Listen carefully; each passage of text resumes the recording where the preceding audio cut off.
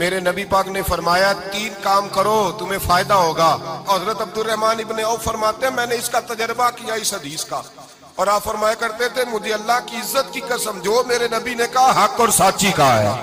حق اور سچ کا ہے۔ حضور سید عالم صلی اللہ علیہ وسلم نے فرمایا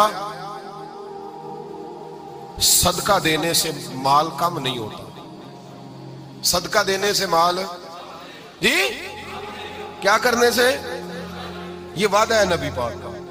صدقہ دینے سے پیسے، اچھا بتائے نا جی مجھے 1000 میں سے 500 دے دیا تو باقی کتنے رہ گئے؟ تو حضور فرما رہے ہیں کم نہیں ہوتے، 1000 دے دیا تو باقی کتنا بچا؟ نہیں بھائی، میرے محبوب فرماتے ہیں تو اللہ کے رستے میں ایک دے وہ تجھے 700 گنا کر کے واپس عطا فرمائے گا۔ نبی پاک نے فرمایا صدقہ دینے سے مال کم نہیں ہوتا، اور فرمایا معذرت کرنے سے عزت میں کمی نہیں آتی،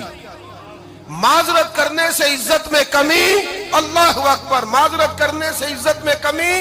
اور حد کر دی میرے حبیب نے، فرمایا تو رب کی رضا کے لیے عاجزی کر، تیرے نبی کا وعدہ ہے اللہ تجھے عزت عطا فرما دے گا، تو جھک جا اللہ کی رضا، عاجزی اختیار کر، سادگی اختیار کر، سادگی عاجزی کر، تجھے اللہ دو باتیں اس میں ارشاد، ایک معذرت کر غلطی ہو جائے، اور دوسرا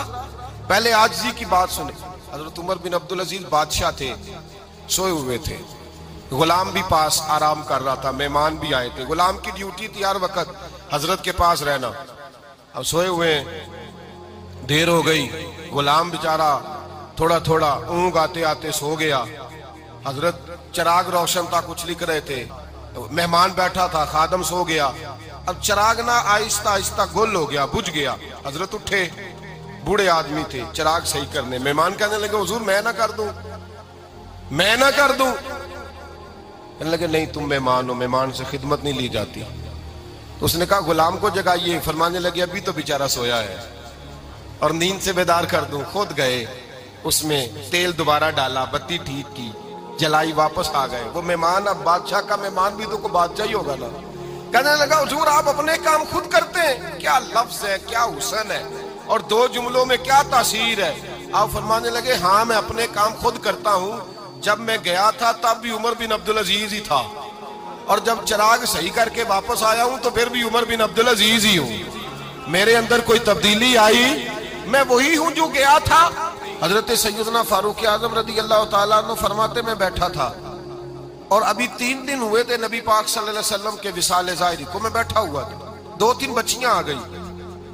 اور حضرت ابوبکر صدیق رضی اللہ تعالیٰ عنہ کے سامنے آ کے بیٹھ کے رونے لگی، جناب صدیق اکبر رضی اللہ تعالیٰ عنہ کا بچیوں روتی کیوں ہو؟ تو کہنے لگے آپ خلیفہ بن گئے ہیں، جب سے ہمارے ابا کا انتقال ہوا تھا ہمارا ذریعہ معاش یہ تھا کہ ہم نے بکریاں رکھی